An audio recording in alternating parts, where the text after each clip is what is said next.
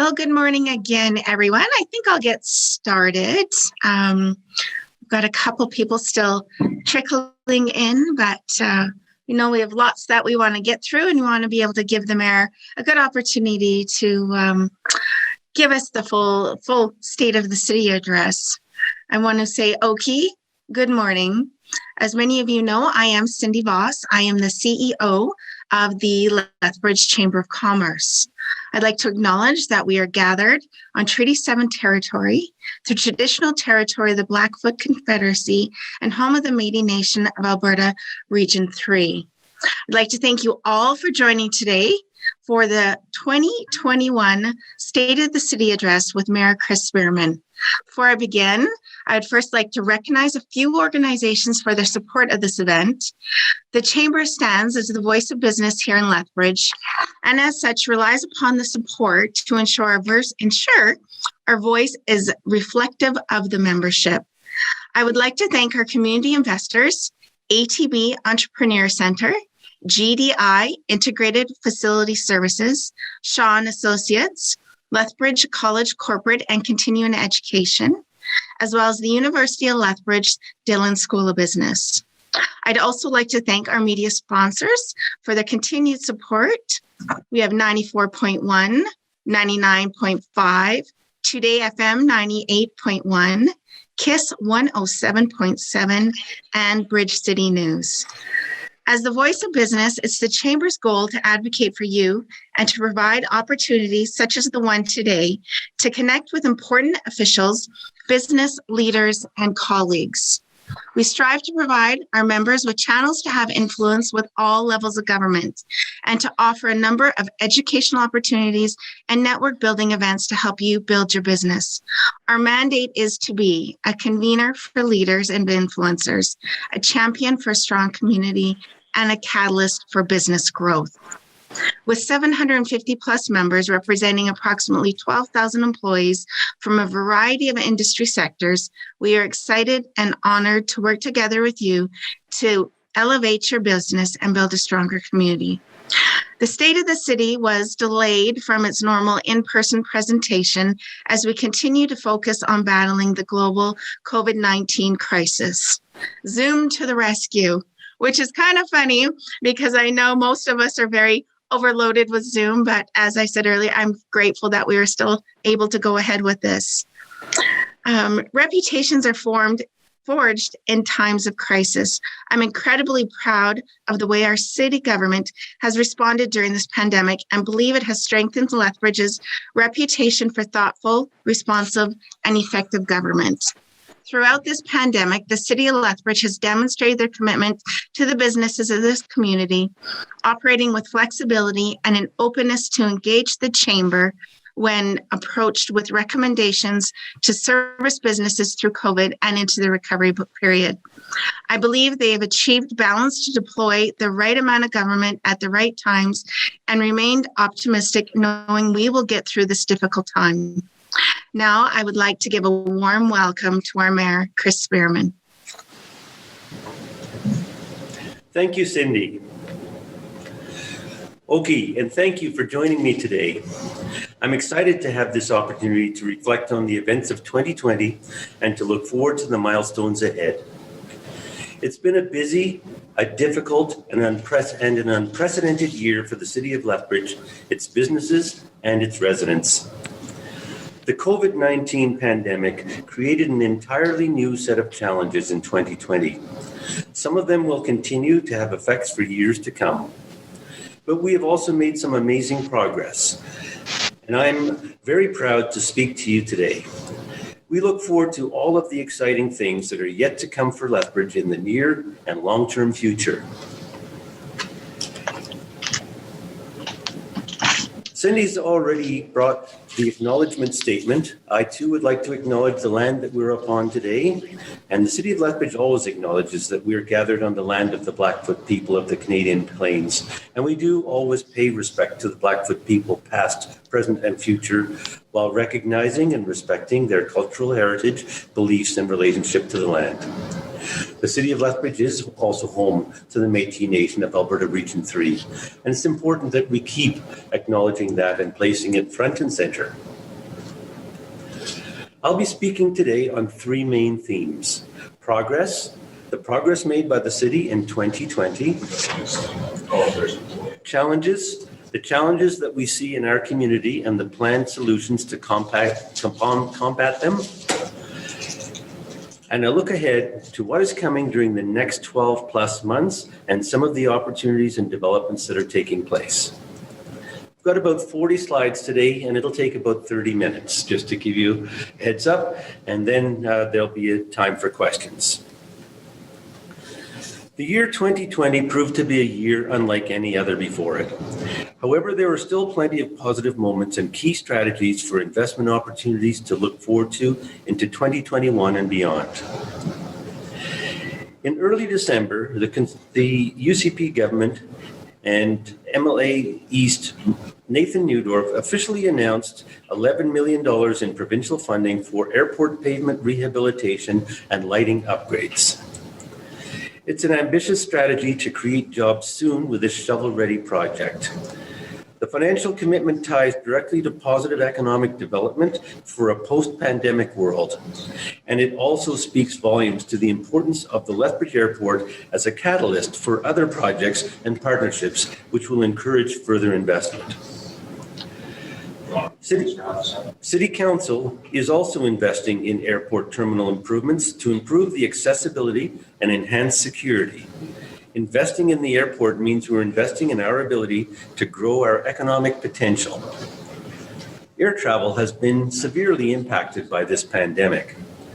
City Council and our provincial government see the value in positioning the airport as a more convenient option and a gateway for travel for residents and businesses in our city and in our region.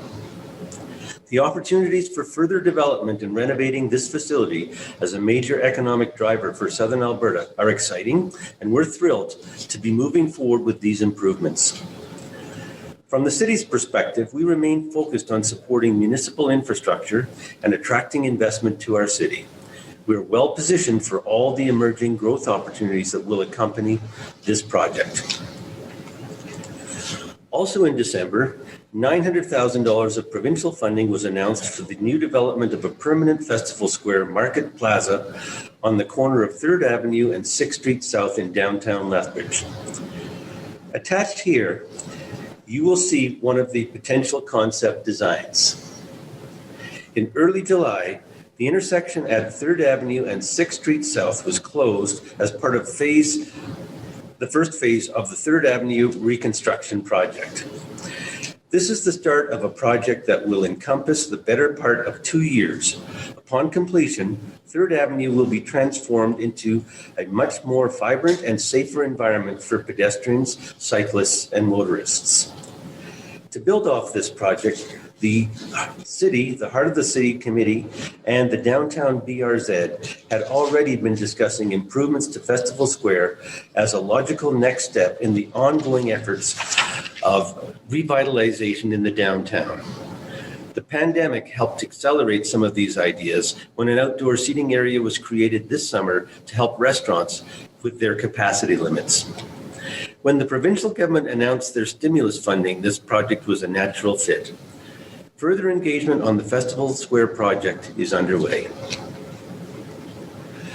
Next, so slide 7.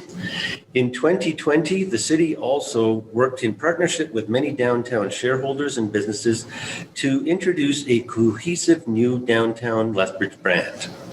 This was launched as we started our first COVID reopening. I don't think anyone can speak more passionately about the heart of downtown Lethbridge than business owner, developer, and downtown champion Hunter Heggie.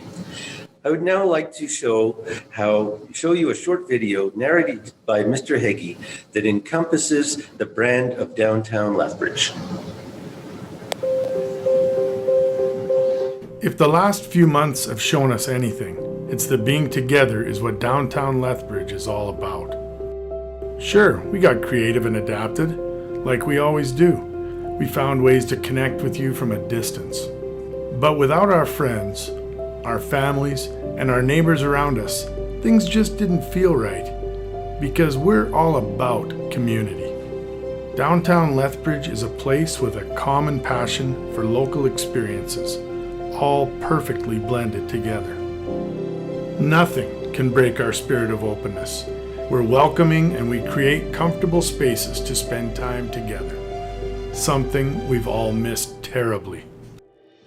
The very first bricks of our community were put down here, and ever since, we've been creating something special. That's what makes us original. With this history comes change. We know over the years the city center has had plenty of change, but we've also got some grit, and our resiliency and adaptability always shines through. So as we continue to open our doors wider and wider each day, we invite you to stop by so we can get together again. Because to miss out on downtown Lethbridge is to miss out on experiencing our community differently. You'll see high-end shopping next to thrift stores and elegant dining up the street from fast food. It's funky art next to historic buildings and small business next to big corporations.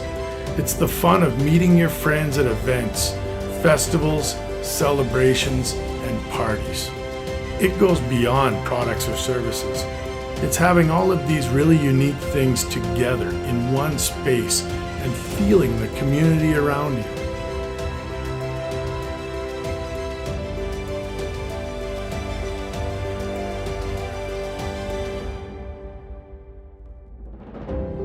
As we rise up out of a difficult, crazy time, downtown Lethbridge has a new look, a new sense of identity, and a much deeper appreciation for how much stronger we are together.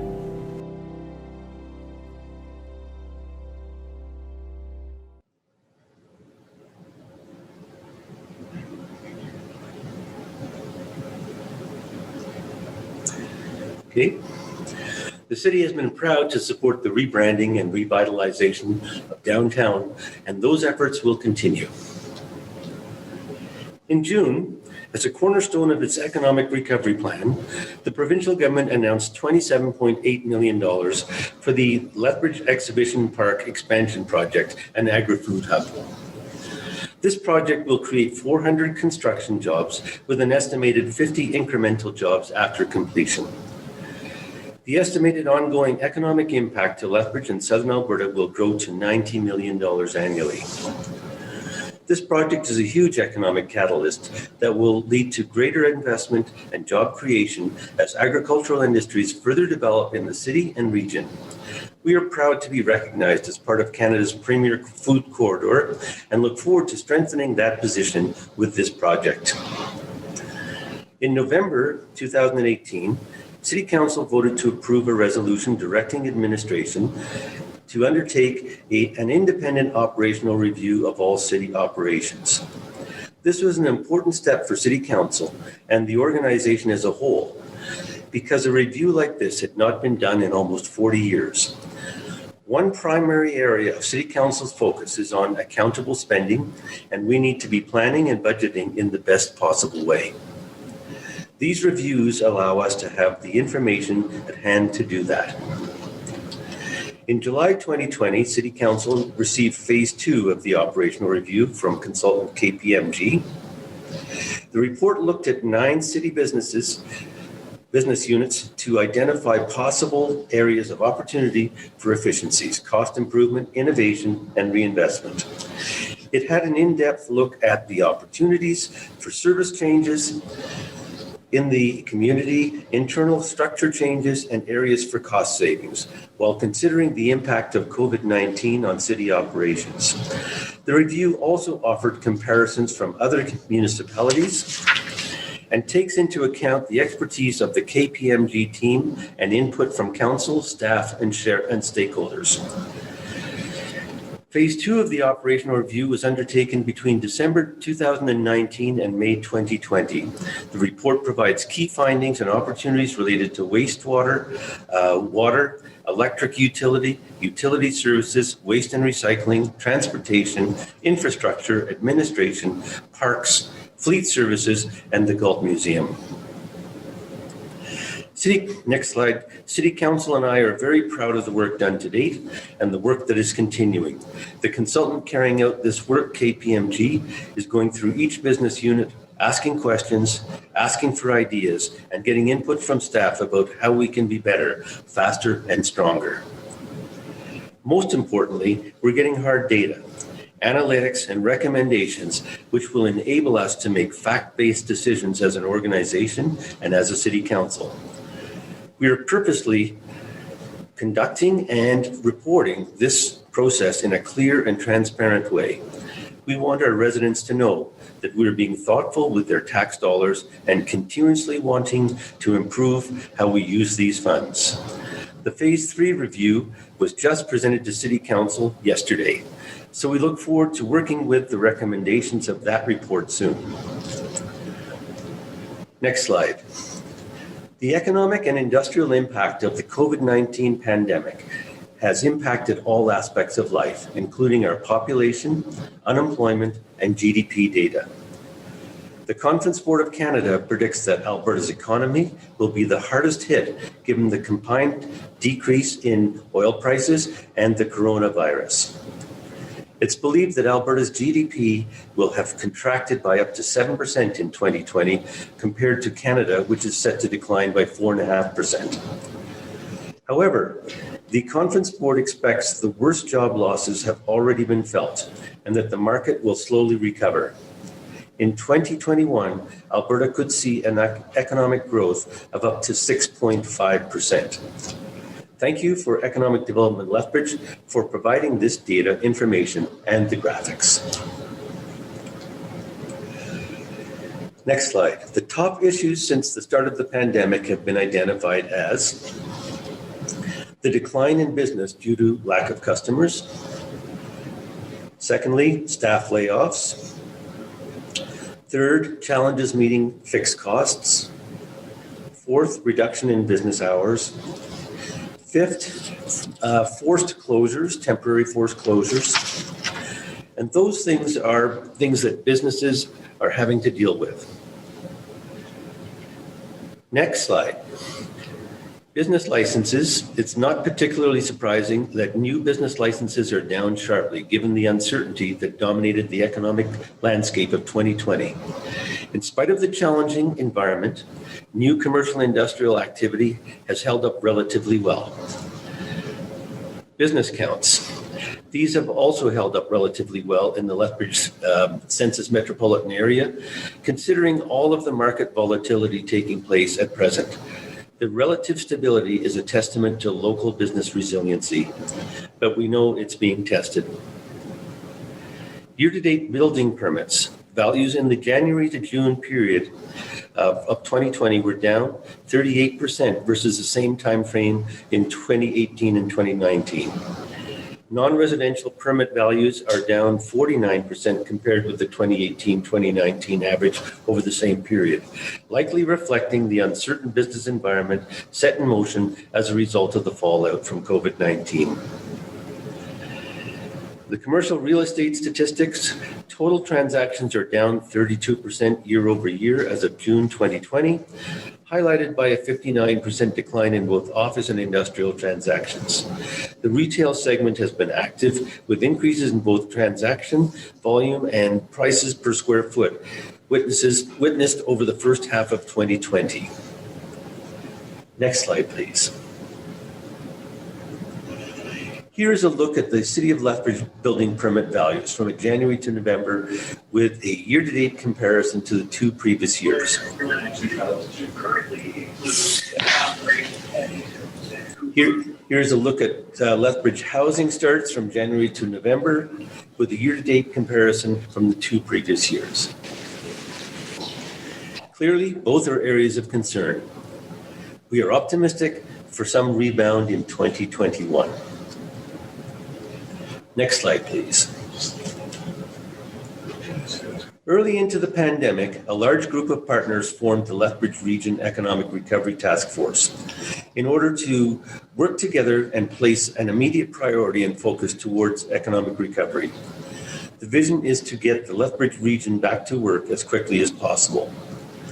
The key principles behind this were simplicity and accessibility, one voice, efficiency and effectiveness, don't reinvent the wheel, consistency and frequency, and be future forward. Their key priorities were online resources, financial supports and central application process, emotional supports and peer network, physical support center one-stop shop, workforce retention and development, and barriers to business. Our strong economic recovery locally will be partially due to having a diversified economy, which makes us a stable city in which to live, work, and play. Next slide, please. If you have heard my State of the City address in the past, I have explained taxes and the factors that influence them. This year, I want to shift how we look at and talk about the value we get living in Lethbridge for the amounts of taxes we pay. I will go into more detail in a moment.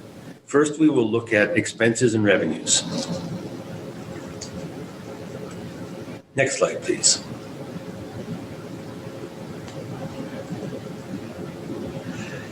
So what does it take to operate the city on a day-to-day basis? As we look at the top operating costs, the majority goes towards the essential services that we need to be a safe, vibrant, and healthy place to live. 21% goes to protective services. That's police, fire, and ambulance. 19% goes to electricity. Another 19% goes to infrastructure and transportation services. And 17% goes to leisure and human services. These four areas comprise about 76% of our annual operating budget. Next slide, please.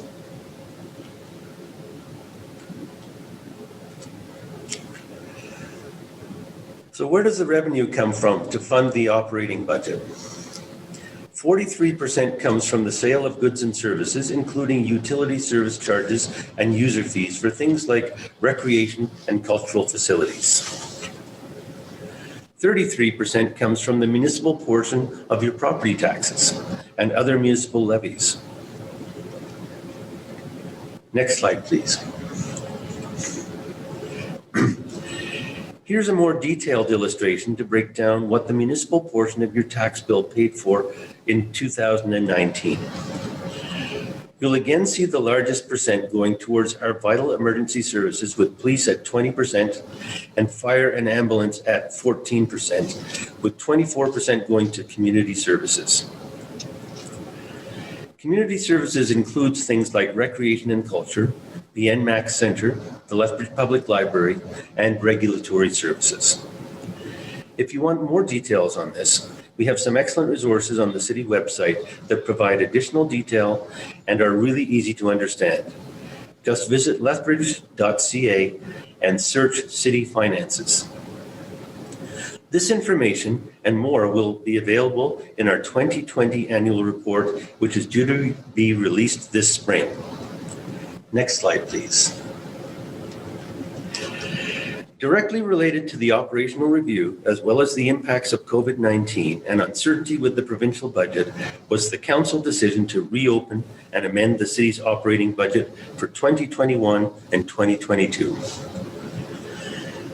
Council's committee met in November to deliberate the operating budget with the goal of reducing spending to see a 0% tax rate increase for the next 2 years and a 0% utility rate increase in 2021. With the operating budget approval, the 2021-2022 average annual change in municipal tax rate is 0% per year. I'd like to point out that in 2019, the tax increase was 1.82%, which was the lowest tax increase in 20 years. And now 2020 will be zero, has been zero, 2021 will be zero, and 2022 will be zero. To achieve this, many hard decisions had to be made around the funding of community programs and services. We've also looked internally, with council taking a 10% pay reduction ourselves and directing a 4% city workforce reduction over the next 3 years. In 2019, that 1.82% municipal tax increase was, as I say, the lowest in 20 years. For 2020, we adapted and created zero as a tax increase, and now that will continue for the next 2 years. These adjustments will be applied to the municipal portion of residential property taxes. Individual properties may see a tax change on their bills for other reasons, such as a change in the property assessment, that's the value of your home, business, or multifamily complex, or an increase to the Green Acres Foundation budget or the Alberta school budget, and new construction or demolition.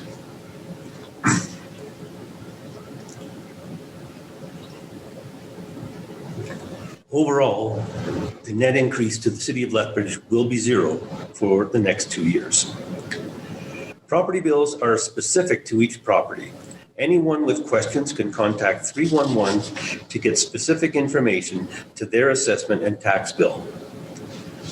You can also visit lethbridge.ca/taxes to learn more about property taxes. Early in the pandemic, Council also passed a temporary financial fees and utility penalty waiver bylaw and extended tax payment deadlines in 2020. Next slide, please. There's lots to love about life in Lethbridge, from our picturesque river valley to our world-class post-secondary institutions, from our immaculate parks to our brand new leisure center. We are extremely lucky to enjoy a high quality of life at a reasonable cost of living. The City of Lethbridge offers more services and has had higher service levels than many other cities. In the recent third-party operational review of the City of Lethbridge, the consultant's report confirmed this by saying, the City of Lethbridge has been observed to have higher quality service intensity relative to other mid-sized Canadian cities. Next slide, please. I want to talk about stability. If Lethbridge had a nickname, it might be Steady Eddie. House prices stay the same, they're very consistent, and are lower than most other municipalities. If you see the average cost of a single-family home, this means that both a mortgage and property taxes will be lower compared to similar homes in other cities. This is thanks to thoughtful planning and land development as a stable economy that protects us against the boom and bust that other communities might experience. You'll see other communities struggling with fluctuations in the economy and property values. We're not having that issue in Lethbridge. Next slide, please. Next is curbed increases. Over the last 5 years, Lethbridge has seen much lower property tax increases. City Council is working hard with City Administration to manage this burden on taxpayers while still maintaining the high level of services residents expect. Following the November 2020 operating budget review, the increase to the municipal portion of property taxes is expected to remain at zero for 2021 and 22, as previously stated. How do we stack up? It's always hard to compare apples to apples when looking at data, but we do know Lethbridge residents' property taxes are $157 below the average of $3,665 when compared to the 15 largest Alberta municipalities. We also know the level of services we get in Lethbridge is much higher. Next slide, please. Resident satisfaction. We know no one likes to pay taxes, but when we ask residents to think about the value they're getting for living in Lethbridge, the satisfaction is very high. In the 2020 Resident Satisfaction Survey, 94% rated the quality in life in Lethbridge as good or very good. The satisfaction for services provided was also very high. Next slide, please. While there is a lot of good happening in our city, it's also true we share our sometimes more than fair share of challenges. Next slide, please.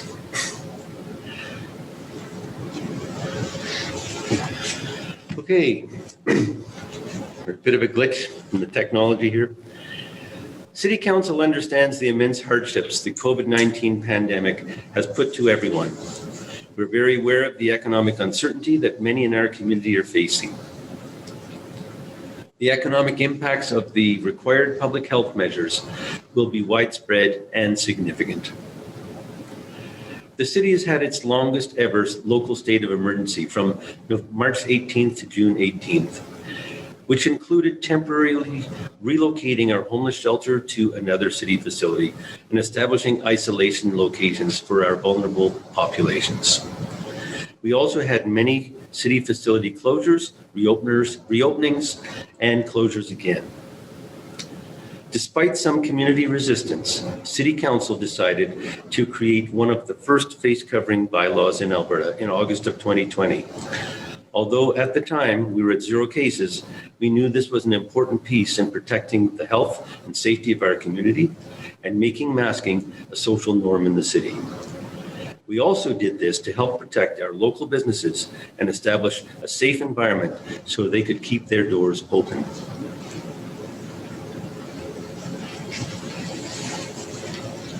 Okay.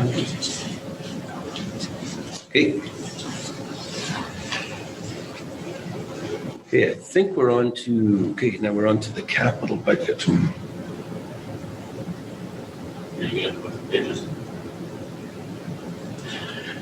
Okay, so if we move now to the capital budget, the forecasted available CIP funding up to 2025 is about $26.5 million. Grant funding, MSI, is up to 2021 and is 7 million. Pay-as-you-go funding is about 19.5 million.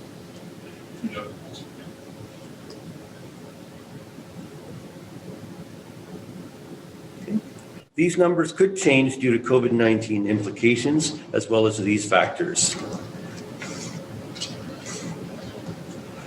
So pay-as-you-go community funding could change. The federal gas tax fund could change. Funding assumptions, MSI could end in 2021. Future funding from the provincial government is unknown. And the federal gas tax fund will continue until 2025. In the month of February, we're expecting a new provincial budget. And as we all know, our province and our provincial government are facing some significant challenges. Next slide, please. Switching to a provincial focus, we knew the provincial's initial priority was restraint and fiscal responsibility. Then the pandemic caused further uncertainty. The reduction of Municipal Sustainability Initiative funds, MSI, was of considerable note for our city. We saw a $2 million reduction in MSI capital funding in 2020 and a further $1 million reduction in 2021. While not surprising, it's an adjustment and one we've taken in stride and we were prepared for. The provincial government also announced in 2020 parts of its recovery plan. I'll speak more about local projects a little later in the presentation. Next slide, please. This past year had its share of ongoing challenges with homelessness, addictions, mental health, and many more areas. I understand and can plainly see that our city is dealing with complex and serious social issues, but we have shown real resilience in times of hardship in our city. Until we get the full scope of needed detox, intox, supportive housing, and treatment facilities that our city so desperately needs, we will continue to be required to react as council and as a community to ever-changing social issues related to drugs and poverty. When it comes to this complex issue, I believe we all want the same things. We want our community to feel safe and clean, a place we are proud to call home. We also want those impacted by drug addiction and poverty to get the support and care they need. And lastly, we want to see action to make this happen. We've been struggling for 8 years, asking for those services and trying to get something in place to assist those vulnerable populations and ease the social issues in our city. Although the general public may not see the work ongoing in this area, immense resources are dedicated to trying to resolve this issue, and it continues to be a very high priority. Due to the hard work and collaborations with organizations like the Chamber of Commerce, the Downtown BRZ, Alberta Health Services, and likely many of you here today, we are seeing change. From the clean sweep crews who are out tidying and cleaning our streets first thing in the morning, to the watch teams out patrolling, and we are dedicating resources to effect the change. City Council also approved an increase of $90,000 per year until 2021 to enhance safety and security at the Lethbridge Public Library's main branch. City Council voted to fund the Downtown Clean and Safe strategy until 2022 at an additional cost of $1.6 million. The funding is spread across 3 years and is being applied to 20 initiatives that focus specifically on creating a safe, clean, and welcoming environment in the downtown. We will continue to advocate for funding and long-term solutions to help everyone in our community who are struggling. Next slide, please.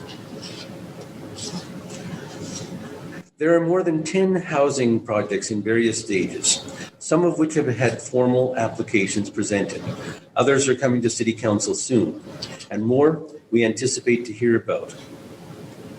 One of the significant announcements in 2020 from the governments of Alberta and Canada will be to provide about $3.4 million through the investment in affordable housing agreement to a new affordable 64-unit seniors housing project in Lethbridge. The development addresses the need for affordable seniors housing in our city. The mixed income development will mean 32 units with rents set at 20% below market rates and the other 32 at market rental rates.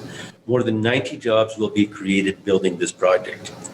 Lethbridge City Council is thrilled and appreciative of this funding commitment.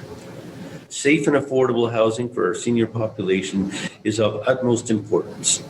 This partnership is a creative idea and one that will have many benefits to the senior residents of our city. Next slide, please.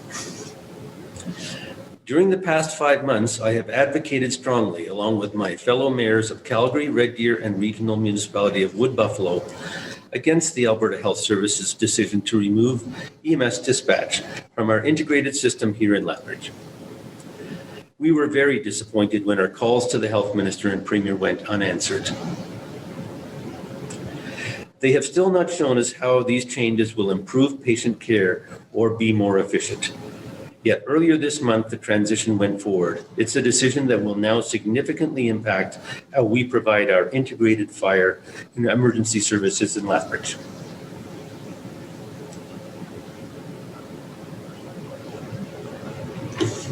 But I want to assure residents the City of Lethbridge will do our collective best under the new EMS dispatch consolidation model that began 2 weeks ago.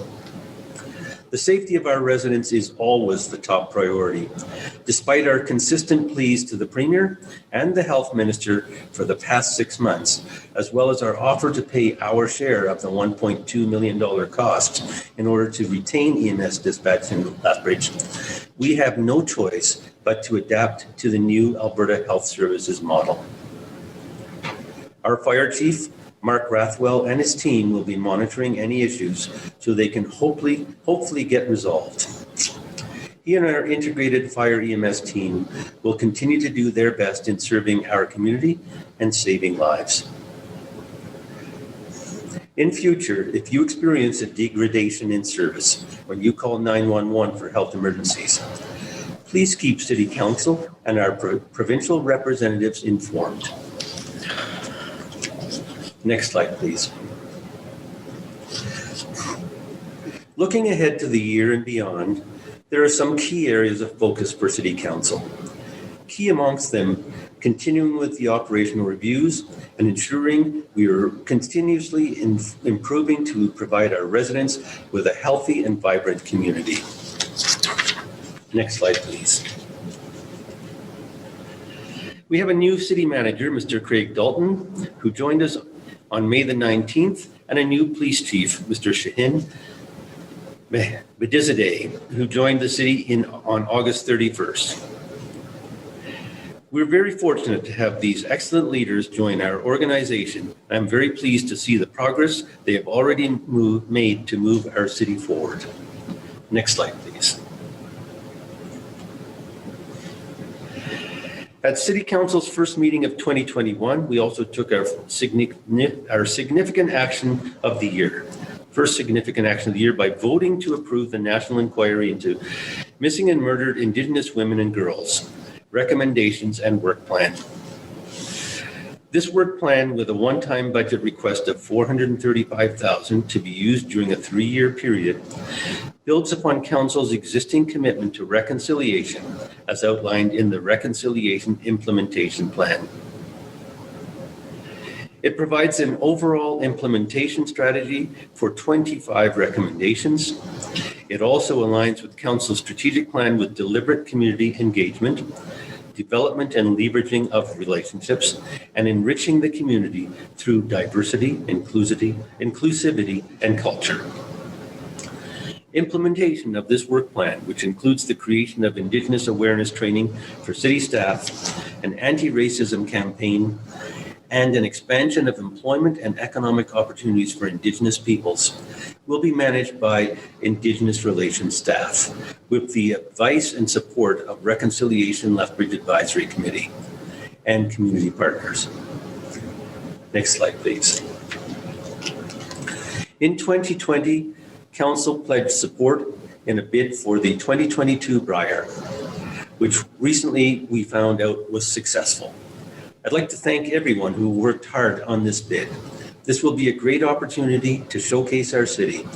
I know we will do an amazing job in Lethbridge, and the NMAX Center have previously hosted the 2019 World Men's Curling Championship, the 2012 World Women's Curling Championship, and the 2007 Scotties Tournament of Hearts. Next year, we will become just the 4th city that has hosted all 4 major Season of Champions events. Next slide, please. Construction is essentially complete at the new fire hall in West Lethbridge, which is on target to open in June 2021. Commissioning and training recently began. The current number 2 station, located on Whip Up Drive, was completed in 1980. At the time of opening, the population in West Lethbridge was approximately 4,000. Today, the population is more than 40,000. The Fire Master Plan identifies that an additional fire station is required to service West Lethbridge. This station will provide an additional fire truck and ambulance to serve West Lethbridge, now that they're almost half the population of Lethbridge. In 2020, Council voted for, next slide. In 2020, Council voted for a new Standing Policy Committee, or SPC, governance model that came into effect on January 1, 2021. Of the notable changes, Council meetings are now on Tuesdays instead of Mondays. Agendas will be published 1 week in advance of the meetings, thus allowing extra time for the public to review them and consider whether to provide written submissions. At SPC meetings, the public can speak for up to 5 minutes or to a committee about an agenda item, and councillors may ask them questions. Any member of the public wanting to participate in an SPC is asked to contact the city clerk at cityclerk@lethbridge.ca. The public may also submit comments in writing through an online form that will be available soon. This will enhance community engagement in our city. I would encourage you to look at the new SPC process and see where you might have interest. Next slide, please. Some of you may have heard by now, I will not be seeking re-election this October. It's been a privilege to serve our city as Lethbridge Mayor since 2013, and I have very much appreciated the opportunity. I'm now past the age when most people retire, and this past year has made me realize how much I miss my family And it gives me time to plan for retirement and gives others time to prepare if they wish to offer to serve our great city of Lethbridge in the future. The nomination period is now open for the 2020 municipal election, which is set for October the 18th. I'll continue to work hard right up until the election to make sure that our city continues to be served with enthusiasm and commitment. Next slide, please. I believe we have many reasons to be optimistic for 2021. The health and safety of our community will always be Council's top priority. Certainly the pandemic is far from over, but there are signs of hope coming, including the vaccine rollout. Please be safe and look out for each other. I'd like to thank each of you who have contributed to our city. The Chamber of Commerce has been a stalwart in terms of working with City Council, and many other organizations in our city have worked cooperatively, offering their input and providing opportunities for solutions. We look forward to continuing to working with you to make sure that we are working as a city, as a team, to make sure we're addressing the challenges and putting forward effective strategies to resolve issues. Thank you for your time today. I look forward to your questions. Thank you, Mayor Spearman, for your address today. It was wonderful to hear a lot of your messaging, and I just want to thank you for not only it's been a great partnership working with you and council, but also the staff that you have at the city. So thank you for that. All right, we're going to open up. Yeah. We're going to open up the floor a little bit for some questions. We'll do it through our chat box. That way we can monitor it. And if we don't get to all of them, we can always reach back out to you and get you some answers. So if there's anybody that would like to pose a question, please put it in the chat box. And if you want to ask it yourself directly, just say, I would like to ask a question directly. If you want me to put it out there, then please don't hesitate to let me ask the question for you.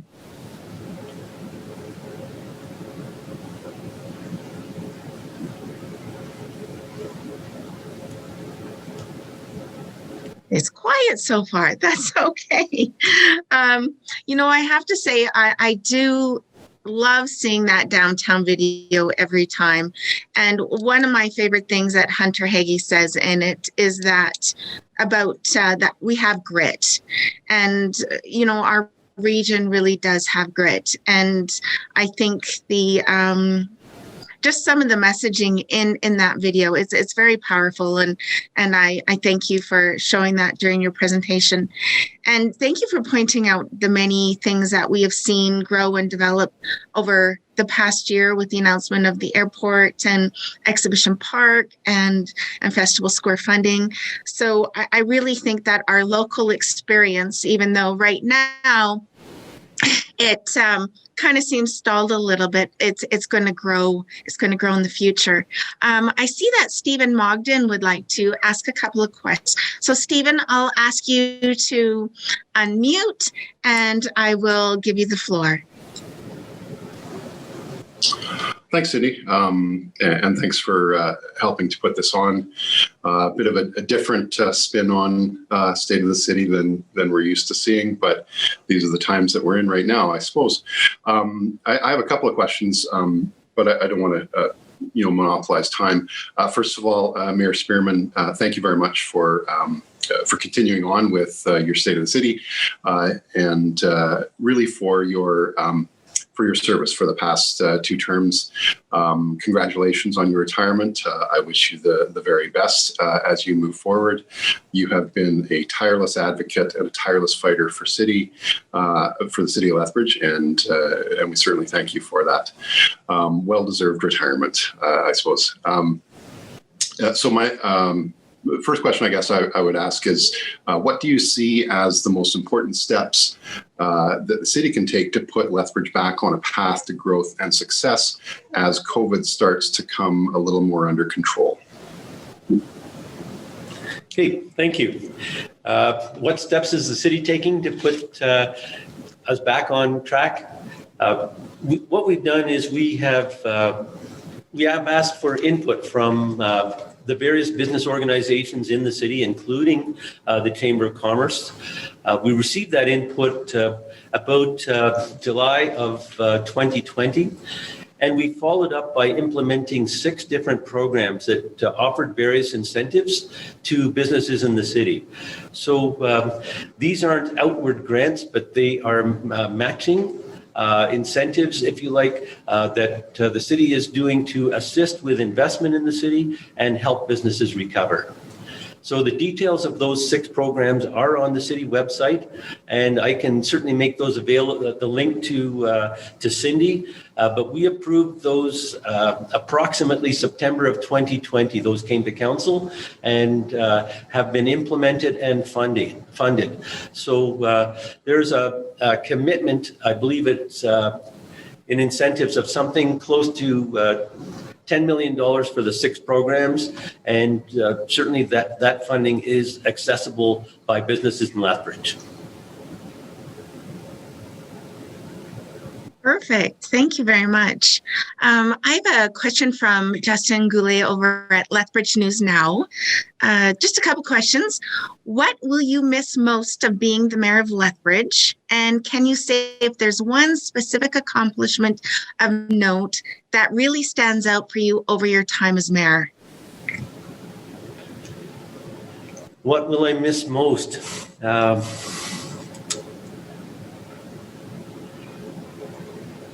Well, I think everybody knows that you don't get anything done as one person. And there were a number of very successful projects. I was fortunate to be the mayor and have people working with me to achieve them. So, there were some milestone projects that were completed in the last 8 years. The attraction of Cavendish, $430 million. Working with the University of Lethbridge to get the new science facility built, $260 million. The Leisure Center, $155 million. These are phenomenal things. The downtown bus terminal, and I never want to overlook that. There's people in our city that don't have their own vehicles, people who rely on public transit who previously had to wait outside in the cold. And, we now have a bus terminal, and there's additional parking. People were saying one of the blockages to parking and the investment in the downtown was limited parking. Now we've got parking available. So some of those structural things are great accomplishments, but they certainly were done together with people who work here at the city and people out in the community to make them happen. I guess one of the highlights is watching a Hurricanes hockey game with Robert Irving. and after that, we basically sealed the deal on the investment in Lethbridge. But he was more interested in the hockey game. He wasn't interested in talking business. He wanted to know the names of the players. So if I had to pick one thing, that was pretty cool. Having a chat about junior hockey with Robert Irving. So that was great.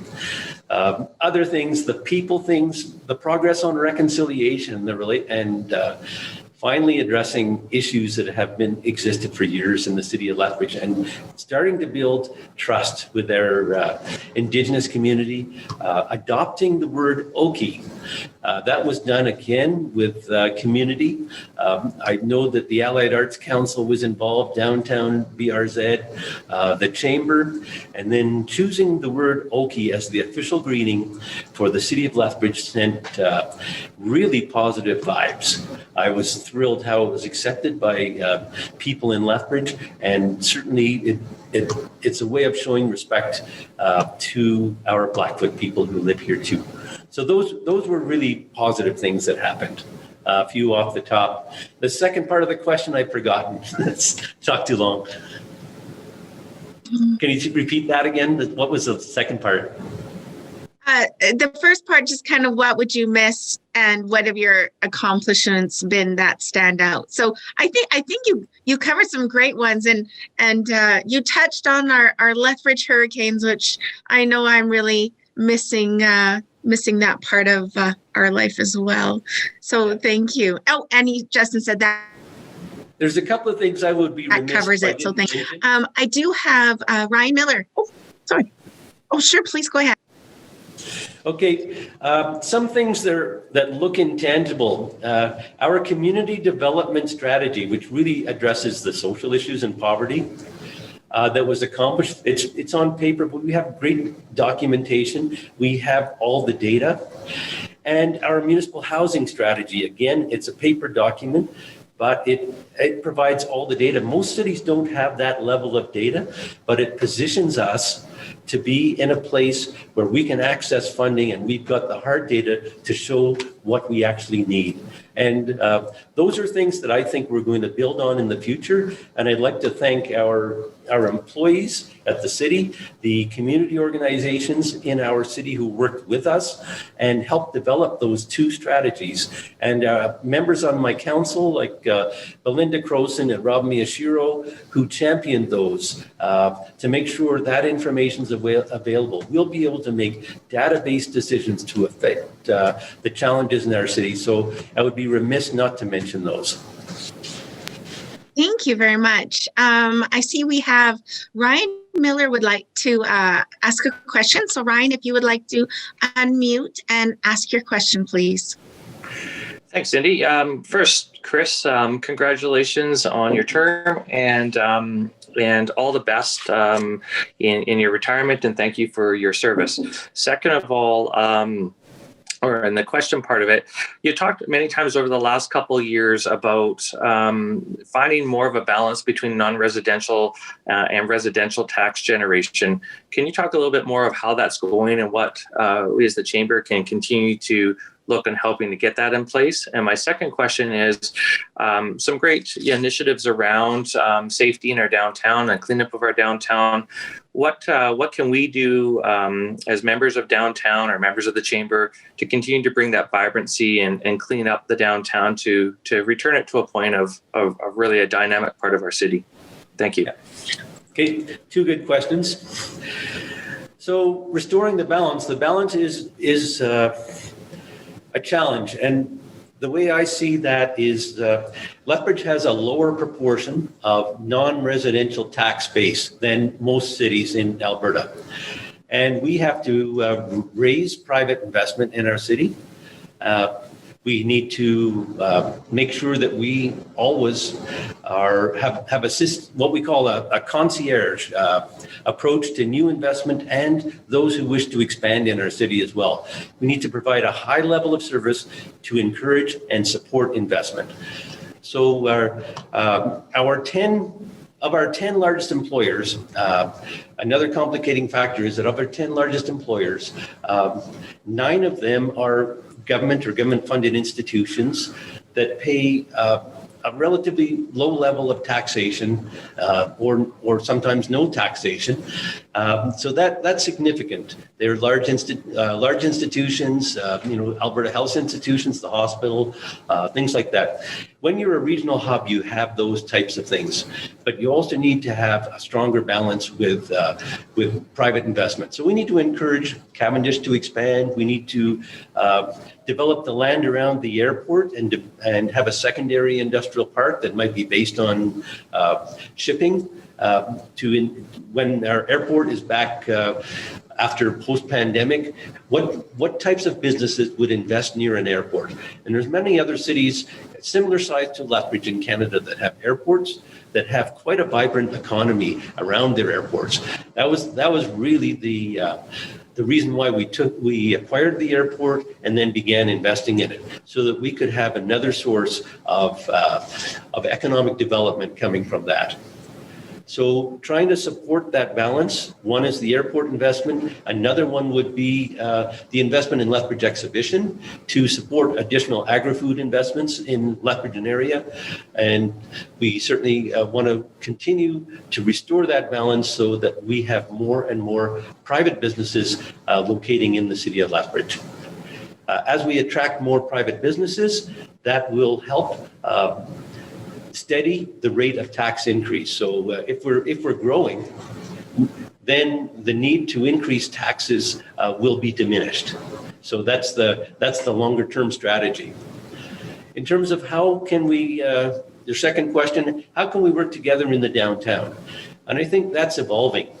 I know that people are frustrated. We have some social issues that we're continuing to deal with in the downtown, Galt Gardens, cleaning up encampments. One of the challenges is there are people who, for whatever reason, choose not to go to the homeless shelter. And as the weather gets better, that becomes more and more of a problem, and they locate in other areas throughout the city. We have to have a strategy to find alternate locations, and we need to make sure these people are cared for, that we maintain in contact with them, so we're actually helping to resolve the problem. We understand the frustrations of businesses in the downtown, and we all want a vibrant, safe downtown. We all want to bring our families and our kids to Galt Gardens and use the fountains. We all want to shop in the downtown and support the businesses. So I think what's needed is an ongoing dialogue, regular discussions. What's happening? Let's hear it from the people with their ears to the ground, and make sure that we're open and we're responding as issues arise, and that we develop strategies to have longer term solutions to address these issues. Perfect. Thank you. I have a question from Emily Olson with Global News Next. You mentioned a lot of uncertainty with the future of the capital budget, provincial funding, and MSI. Are there potentially more cuts coming down the pipe as a result? What are your expectations with this? And thank you. Wow. I think that's a question for Emily Neudorf. But, okay. Realistically, we have to be prepared for additional reductions in provincial spending. And sometimes what the provincial government does is they acquire more of the revenues at the expense of municipalities. So as an example, traffic fines last year, I think the provincial government took another 20% of traffic fines and reduced the municipal portion. Not a big number. Another one would be provincially owned buildings where we get grants in lieu. They can reduce or eliminate the requirement to pay grants in lieu to the municipality. So that's another risk. But this is a provincial government that is incurring significant debts. I think record debts related to the pandemic, related to the erosion of the oil and gas industry. So they're looking for sources of revenue and ways to cut expenses. And I think we can reasonably expect that to happen in the February budget that will be coming forward. We will have to respond as we have done previously. Our goal will continue to be to have a zero tax increase in the city of Lethbridge and try to mitigate any financial negative impacts from the provincial government. Perfect. Thank you very much. I have to say I'm quite proud of our past presidents. First, we had Stephen Mogden ask a question, and then Ryan Miller. And now we have Bruce Galtz who would like to ask a question. So, Bruce, if you would like to unmute. Good morning, everybody. Good morning, Mayor Spearman. Great to hear your presentation today. I really appreciated that. My question actually links to the last few, and it's a strategic question, recognizing that the province will have less money to spend in communities like ours in the future, and pointing out developments like Cavendish that was an extremely well put together plan, and I'm not sure how much everybody really knows that, but it was complicated. It creates opportunity for the future as well as now, development opportunities that might come along with it. The airport's another great opportunity for us. An exhibition park, which I think a lot of people know I've been the chair of that board for the last couple of years, but it's not just about that building, it's about the things that can extend from that. As we go forward, we'll have less government dollars though to help those types of projects along. and the strategies will become, I think, more complicated, and we've got a lot of expertise in the community. The chamber has quite a few, for sure, people that can participate in helping create solutions. Perhaps certainly Economic Development Lethbridge and the city of Lethbridge has great people too. My question is about what discussions, what strategies in the future might we really pull people together in the community organizations like the Chamber to help create solutions that will still attract agribusiness and other types of business here, so that we can, create that positive environment where businesses want to come here, where we can create creative solutions that aren't just simply about buying a piece of dirt and building a building, but really finding those solutions that allow us to compete with those large business opportunities across, Canada or Western Canada at the very least. Strategically, how is the city thinking about that in the future? Could I get Cindy? Could you repeat the question? The sound wasn't quite. I was kind of looking at, I'll summarize it. I think now, Bruce, you've stalled a little bit. Maybe our internet connection's a little unstable for a moment, but kind of a strategic plan on future development. So it's not just putting a building in place, but what's the plan behind the growth and development, behind the strategies that we need to embrace? Okay, what is the strategy behind future development? So similar, as Bruce knows, the agri-food, we expect that to be a cluster, a hub.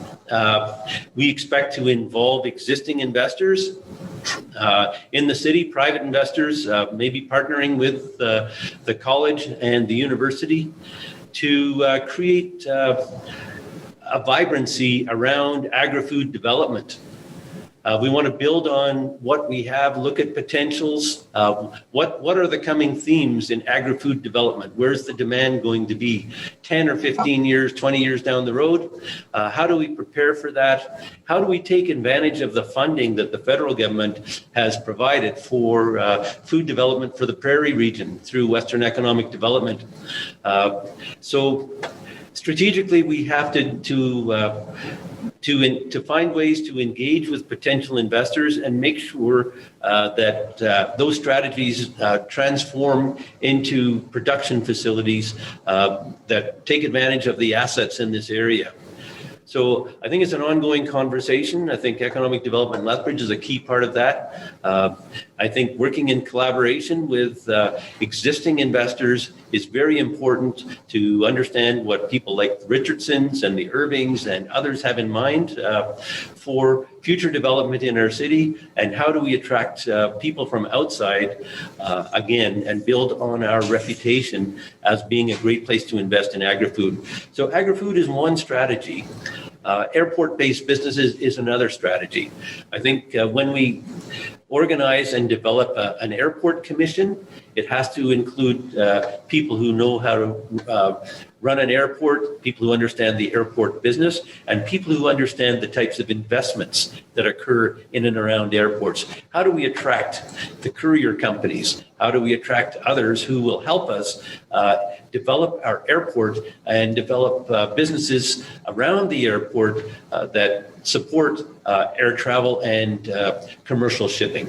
So we need to work together and make sure we have the right people in the room to fine-tune and review those strategies on an ongoing basis. Good. And I think that's kind of, how can we as the Chamber of Commerce, or how can, economic development and the many other associations that are involved help the city progress with this? So as long as, we want to remain strong partners with the city and look forward to talking more strategy with you in the weeks and months ahead. Yeah, I think the ongoing conversation has to happen. As you know, I have meetings on the first Wednesday of the month with the community leaders as well to get feedback on what's working, what's not working. And I think we don't want to have meetings just for meeting's sake. We want to have outcomes. We want to have something that's tangible. We want people to feel heard, and we want your ideas. How do we move forward? What are the next steps? And then how do we formalize that into timelines? So working together, it's that kind of collaboration. I think the new SPCs will provide another opportunity. It's going to be a bit of a learning curve for everybody in our city, but I think it's going to be a way that you can more quickly bring your ideas to council and be heard as well. So that is another opportunity. So I think we have a great opportunity to move forward, and we all have to make sure that we're participating.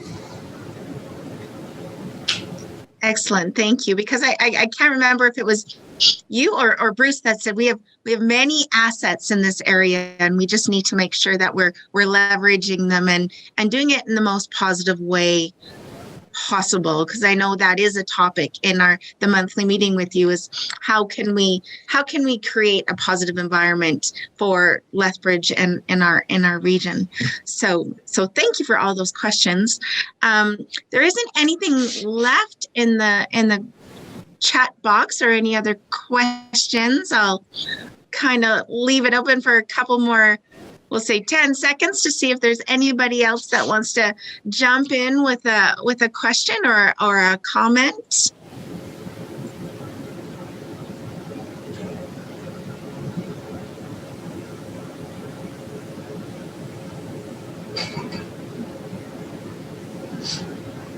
Well, it looks like we might be a good time to maybe end the hour. Anyway, it's 8:50. So I want to thank you again for, moving ahead with the State of the City with us in this interesting time of moving a meeting like this, where we usually have 150 people in a room, to meeting via Zoom. So thank you for taking the time to do this, because it's an important connection and we want to keep those connections. And I do want to thank you for, and Council, for helping the Chamber make it easy to communicate with you, because we put something in and within a week or two we're able to present to council, and I want to tell you how we do appreciate that communication. A great example is our broadband policy. We worked together on it with Team Lethbridge, sent the survey out, and then ended up taking that policy federally. And it's partnerships with the municipality that enable policy like that to reach not just our city, but the entire country. So thank you for those important partnerships. Yeah, we're investing another $5 million in broadband in the city as well. So as a direct result of the Chamber stating that as a priority, and I think we can't stop there. I think we need to make sure that we're addressing broadband needs in our city in the years going forward. So we expect you to make further presentations on what our city needs in order to support businesses. Oh, we will. We'll keep council busy. We enjoy to connect with everybody. One of the things that's made my job easy is working with the best chamber in Alberta. So thank you for your efforts. What? We have a great legacy. I know at some point we'll be hosting a meeting of the Alberta Chambers of Commerce. I know that was on the plan before COVID. And it's a great opportunity to showcase our city and what we have. And in my experience, people are amazed when they come to Lethbridge and see it. Yeah, we're looking forward to that. It is still on the books for it to maybe happen this year, but we're just trying to see what the restrictions are going to bring us. So with that, there's lots of people thanking you for your great presentation this morning. And I just want to, close by saying, the Chamber is dedicated to advocating and creating a business-friendly environment. We talk about that every day, and we ensure that the interests of local businesses are at the forefront of government decision-making, which can directly impact our local business community. So again, thank you for keeping that dialogue open. And I do enjoy working with your senior management team as well. And, we commit to continue to work diligently within our business community. I also wanted to just do a quick shout out. With some of the restrictions opening a little bit, we can have our 10 people outdoors in our little group. The Chamber is hosting at Nika Yuko Gardens tomorrow night. We still have some spots left at 5 p.m. and 5:30. So please come enjoy one of the beautiful things our city has to offer. You can connect with logging in on our website and get the event details there. But I wanted to make sure we got a plug for that because it is one of those local experiences that we can experience right now. So thank you all so much. Mayor Spearman, if you wanted to end us off, I would be grateful. Yeah, thank you very much to everyone who's participated today. If people have any subsequent questions, please send them to mayor@lethbridge.ca. They can view the presentation. I believe the Chamber of Commerce and Shaw will make it available. And certainly the actual PowerPoint will also be available on the city website. So I'd invite any further questions if people didn't have an opportunity today, and we will get back to you. Thank you.